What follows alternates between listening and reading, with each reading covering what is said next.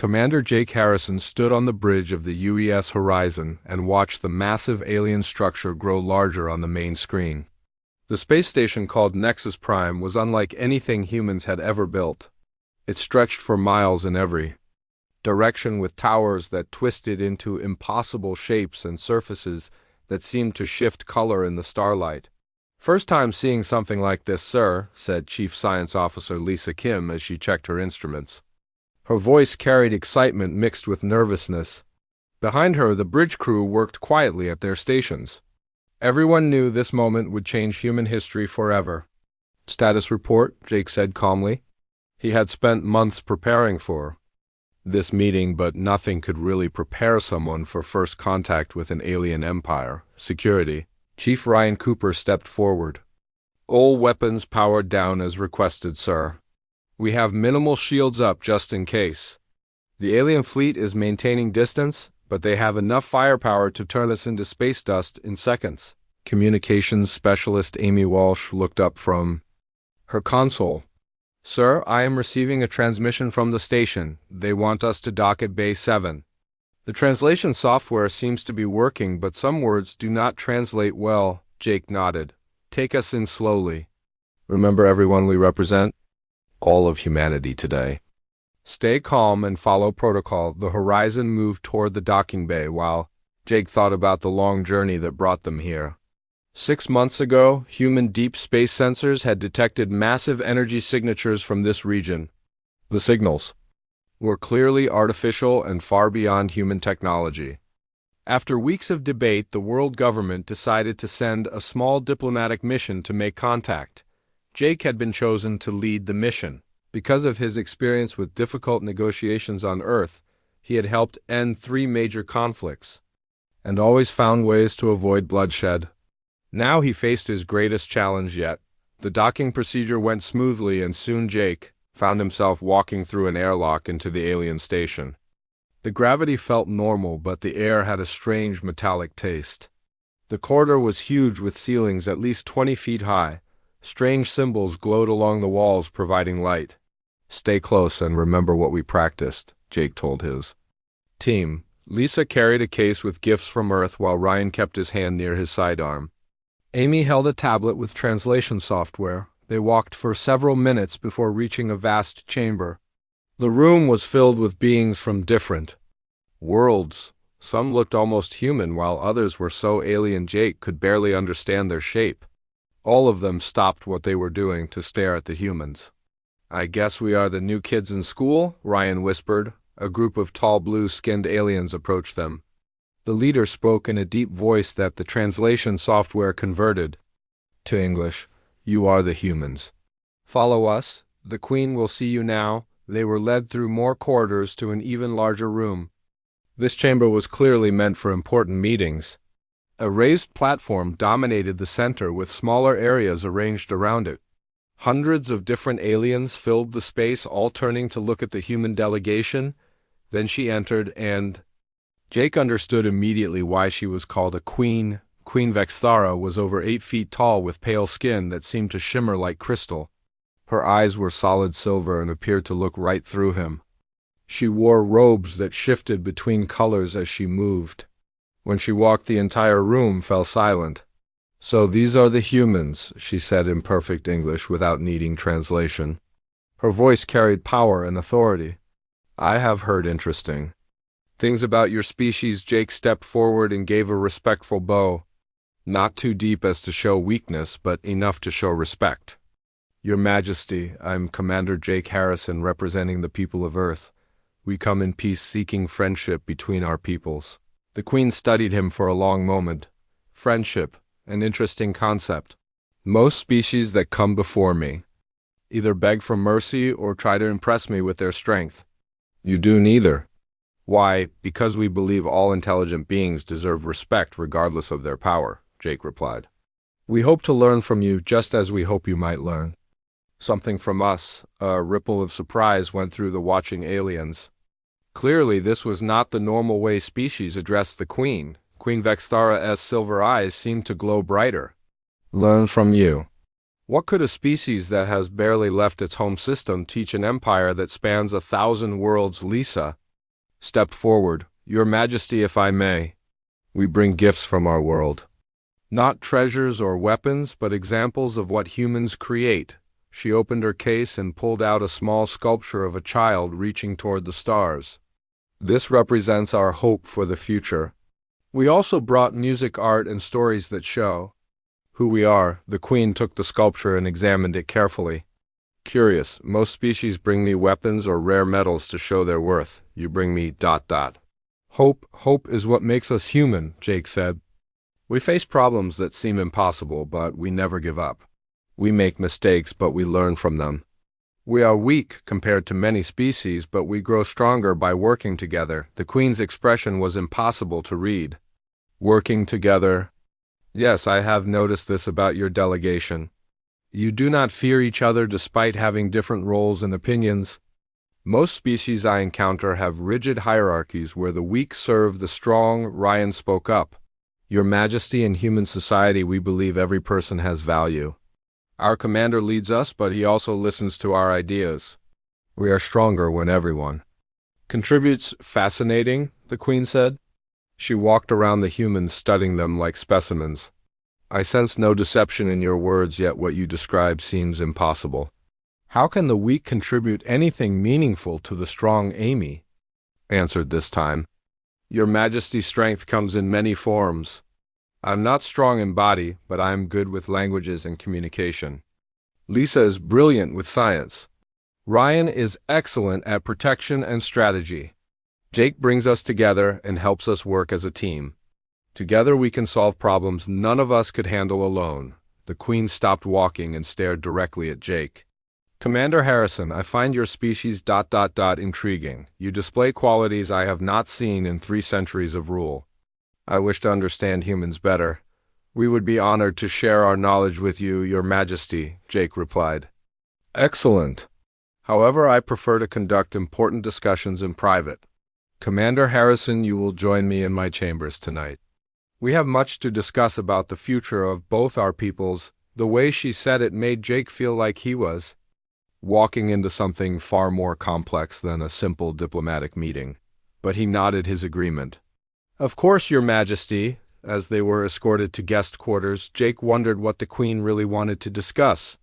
Something in her silver eyes suggested this meeting would change everything. Jake followed the royal guards through corridors that seemed to stretch forever. The walls of Queen Vexthara's flagship were made from some kind of living metal that pulsed with soft light. Every few steps he passed windows showing the vast Zephyrian fleet surrounding the station. Hundreds of massive warships floated in perfect formation, each one larger than anything humanity had ever built. The guard stopped at a door that recognized the Queen's presence and slid open silently. Jake stepped inside and immediately felt small. The chamber was enormous, with a domed ceiling that showed real-time images of space above them. Furniture that looked grown rather than built filled the room in organic curves and shapes. Queen Vexthara stood with her back to him, looking out at her fleet. She had changed from her formal robes into something simpler, but no less impressive. Her crystalline skin caught the light from the dome above, making her seem to glow. Commander Harrison, please sit, she said without turning around. We have important matters to discuss. Jake chose a chair that adjusted itself to his body as he sat down. Your Majesty, I hope our meeting today was satisfactory. My team and I are eager to begin formal diplomatic relations. The Queen finally turned to face him. Her silver eyes seemed to look right into his soul. Diplomatic relations, yes, that is one possibility. However, I did not invite you here to discuss trade agreements or military treaties. Something in her tone made Jake tense. What did you want? To discuss, Your Majesty. Queen Vexthara walked closer until she stood directly in front of him. Commander Harrison, in my 3 centuries of rule, I have encountered over 200 different species. I have seen civilizations that could move stars and others that lived in primitive caves. I have watched empires rise and fall. Through all of this, I have learned one fundamental truth about the universe. She paused, and Jake waited for her too. Continue. Most species follow predictable patterns. They are driven by fear, greed, or the desire for power. They submit to strength or they fight uselessly against it. They create rigid hierarchies where the strong dominate the weak. They destroy themselves through war or pollution or simple stupidity. Your species, however, does not fit any of these patterns. Jake felt both proud and worried. I hope that is a good thing, Your Majesty. It is remarkable, the Queen said, sitting across from him. Humans display emotional complexity I have never seen. You can feel fear yet act with courage. You experience anger yet choose compassion. You face impossible odds yet never surrender hope. Most fascinating of all, you create unity while maintaining individuality. We try to bring out the best in each other, Jake said carefully. Exactly. And that is why I must make you an offer that will determine the fate of both our species. The Queen leaned forward, and her expression became deadly serious. Commander Jake Harrison, I want you to marry me. Jake felt like the air had been sucked out of the room. Of all the things he had expected her to say, this was not one of them. Your Majesty, What? Marriage between our species would unite our peoples in a way that has never been attempted before. You would become my consort and help me rule the Zephyrian Empire. Together we could bring human qualities to 1,000 worlds and create something greater than either of our civilizations alone. Jake tried to process what he was hearing. Your Majesty, surely you understand that marriage requires ... Feelings that cannot be commanded or negotiated. The Queen's expression did not change. Commander Harrison, this is not about romance or personal desires. This is about survival and evolution. My empire has grown stagnant. We are powerful, but we have lost the ability to grow and adapt. Your species possesses qualities that could revitalize everything we have built, but marriage, Jake said. There must be other ways to share knowledge and culture between our peoples. I have tried other methods with previous species, the Queen replied. Cultural exchange programs fail when the weaker species becomes resentful. Military alliances crumble when interests diverge. Conquest destroys the very qualities I seek to preserve.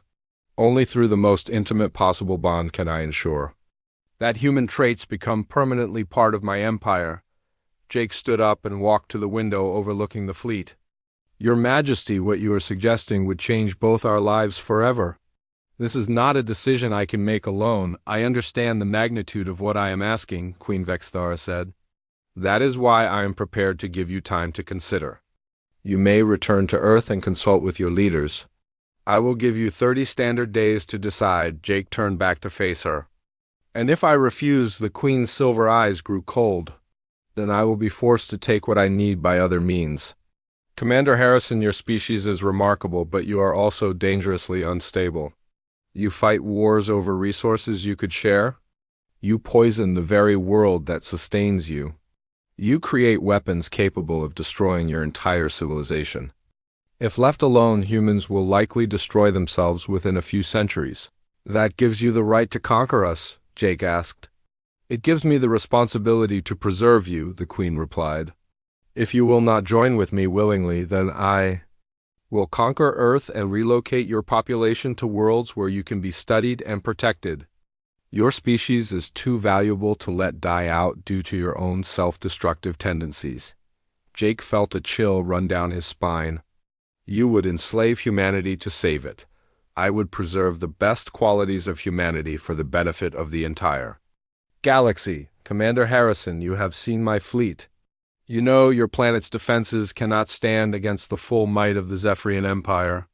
I can take your world in a matter of hours if I choose to do so. The casual way she said it made Jake believe every word. Why offer marriage at all then? Why not just take what you want? Queen Vexthara stood and walked to a wall display that showed detailed information about Earth, because forced cooperation produces inferior results.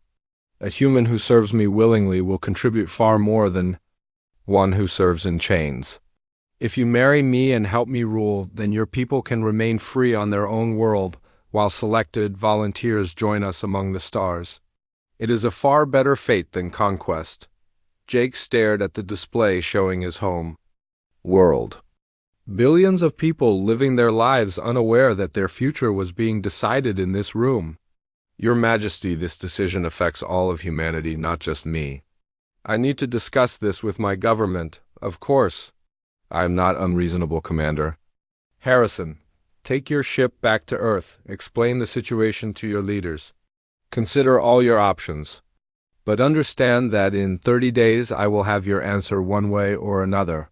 The Queen pressed a control, and the Chamber's communications system activated. Admiral Zexstar, prepare the human vessel for departure. Provide them with a full escort. Back to their home system, Your Majesty, came a deep voice through the speakers. Shall we begin positioning the invasion fleet? Begin preliminary preparations but maintain current positions? We may not need to use force if the humans prove as wise as they are remarkable. Jake felt the weight of his entire species resting on his shoulders. Your Majesty, may I ask why you chose me specifically for this proposal? The Queen smiled for the first time since he had met her. Because, Commander Harrison, in all my centuries of rule, you are the first being who has looked at me and seen not just power and authority, but a person who might be worth understanding. That gives me hope that marriage between us might become something more than just a political arrangement.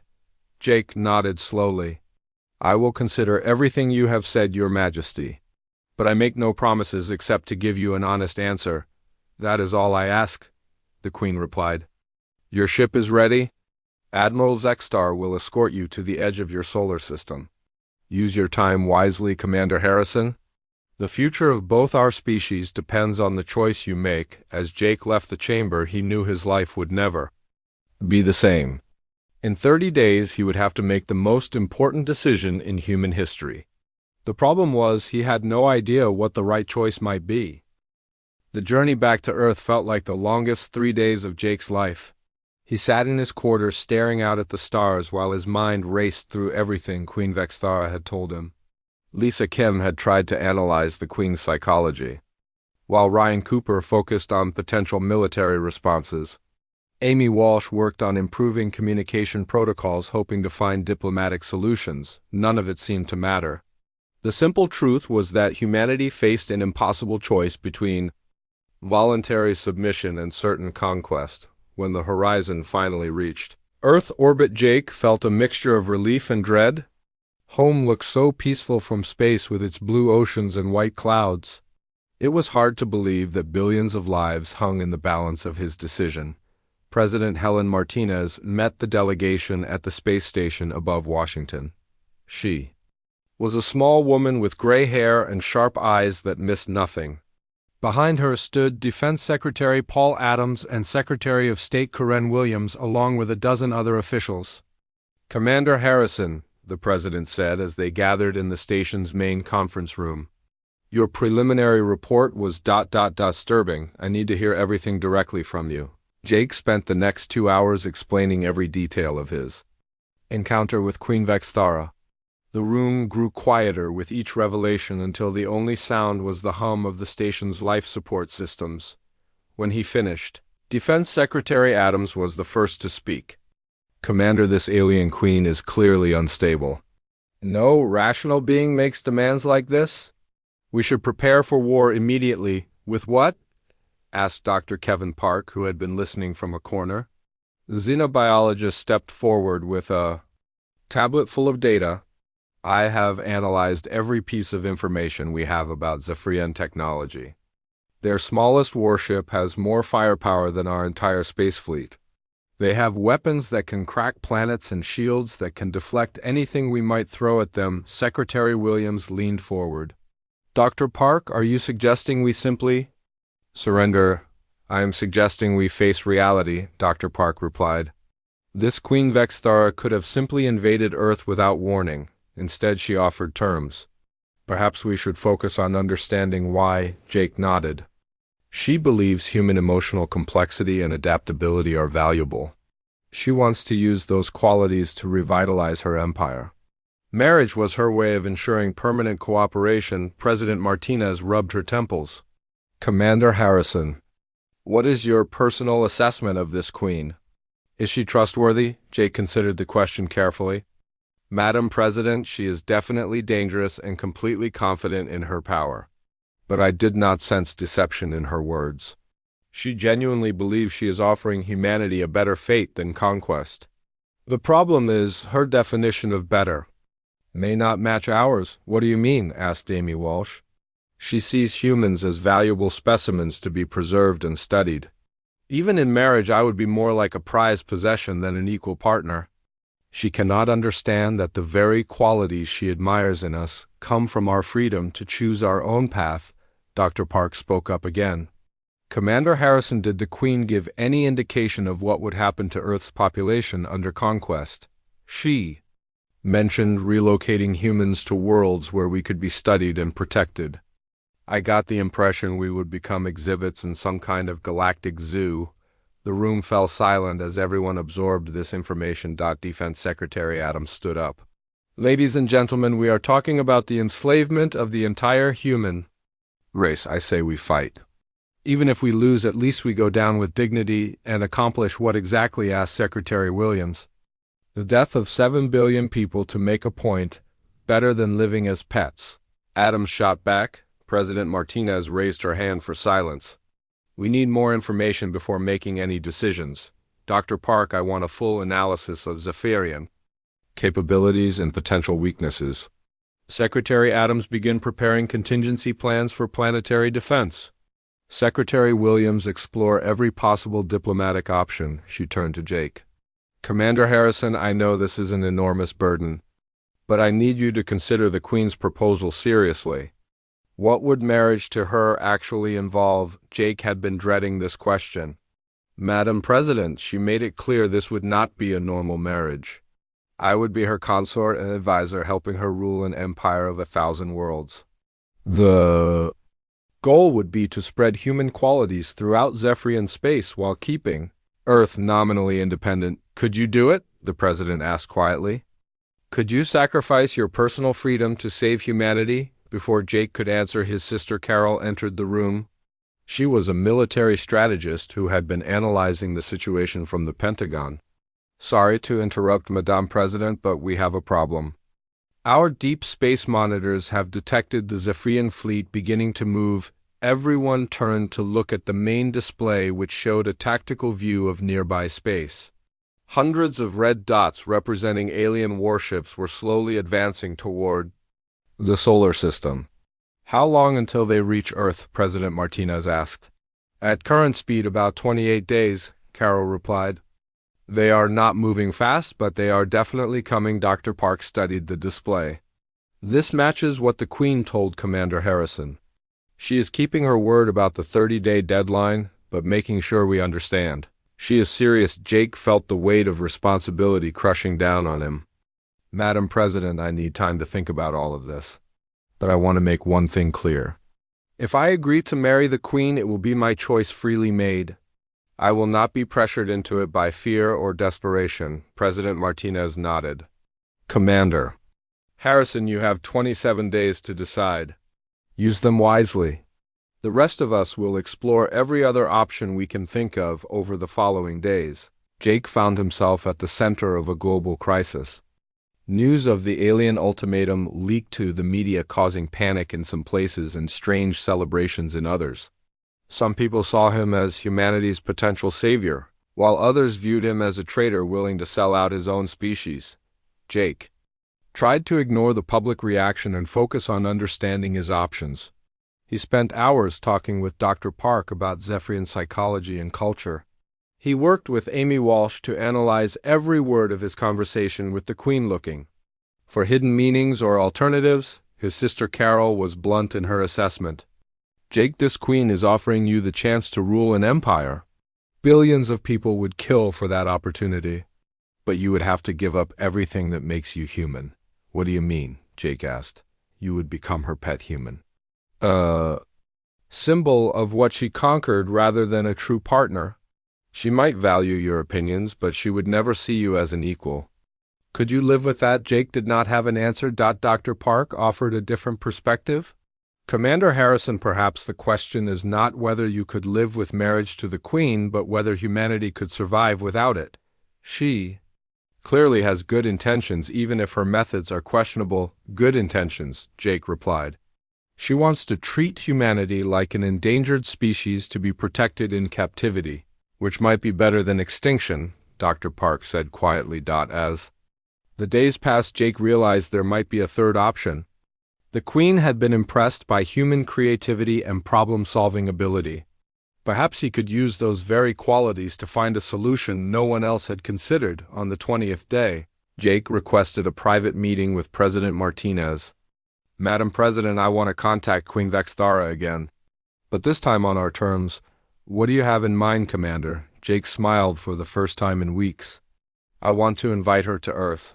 Let her see humanity in our natural environment. Maybe if she understands us better, she will realize there is a better way than marriage or conquest. President Martinez looked skeptical.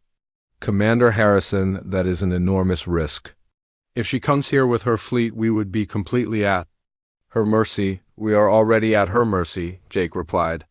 But this might be our only chance to show her who we really are. Jake stood in the communication center watching Amy Walsh prepare the transmission to Queen Vexthara. His hands were steady, but his heart raced as he thought about what he was about to propose. President Martinez had given him permission to extend the invitation, but everyone knew it was a massive gamble. Ready when you are, Commander, Amy said, adjusting the long-range transmitter. Jake nodded and stepped in front of the camera. Your Majesty, this is Commander Harrison. I have considered your proposal carefully, and I would like to discuss it further. However, I have a request. Would you be willing to visit Earth to see humanity in our natural environment before I give you my final answer? The response came back faster than expected. Queen Vexthara's image appeared on the screen, looking intrigued rather than insulted. Commander Harrison, that is an unusual request. Most species would consider inviting a potential conqueror to their homeworld an act of supreme foolishness. Most species are not human, Your Majesty, Jake replied. We believe the best way to understand someone is to see how they live. If you truly want to preserve human qualities, then you should see where those qualities come from. The Queen was quiet for a long moment. Very well, Commander Harrison. I will come to Earth with a small diplomatic party. We will meet at your planetary capital in 3 days. Do not mistake this gesture for weakness. My fleet will remain nearby, and any treachery will result in immediate consequences. Understood, Your Majesty. We look forward to showing you our world. The transmission ended, and Jake felt both relief and terror. Now came the hard part of actually preparing for the Queen's visit. President Martinez called an emergency meeting of world leaders. Ladies and gentlemen, we have 3 days to create the most important diplomatic event in human history. We need to show Queen Vexthara the best of humanity while being completely honest about who we are. Secretary Williams took charge of the logistics.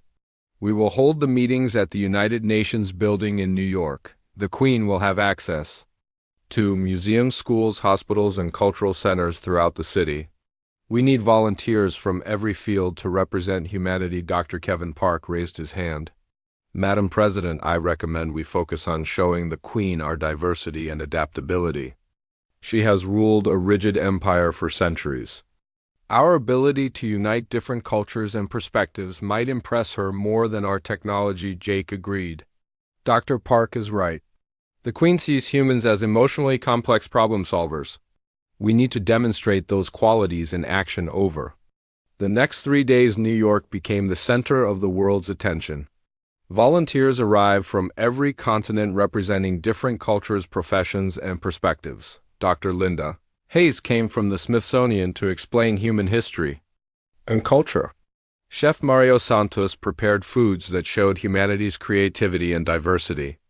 Young activist Emma Rodriguez organized students to share their hopes and dreams for the future.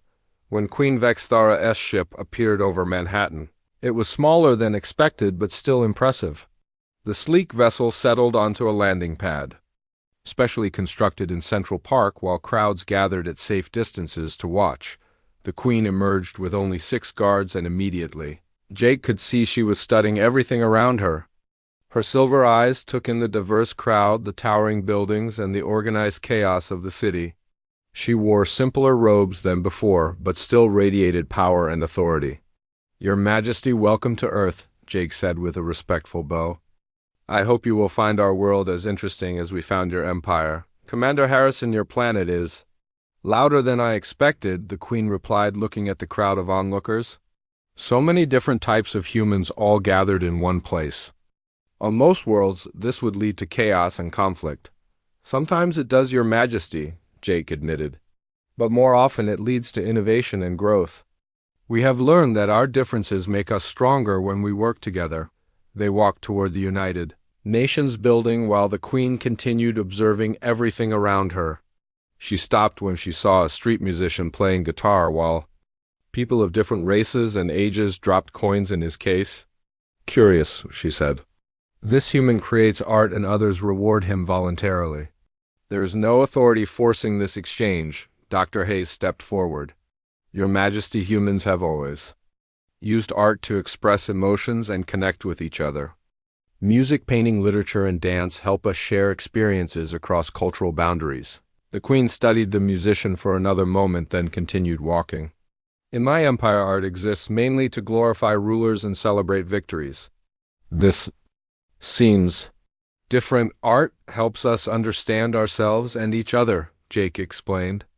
It is one way we deal with complex emotions and difficult experiences. At the United Nations building, the Queen was introduced to representatives from every continent. She listened as they explained their different cultures, languages, and traditions.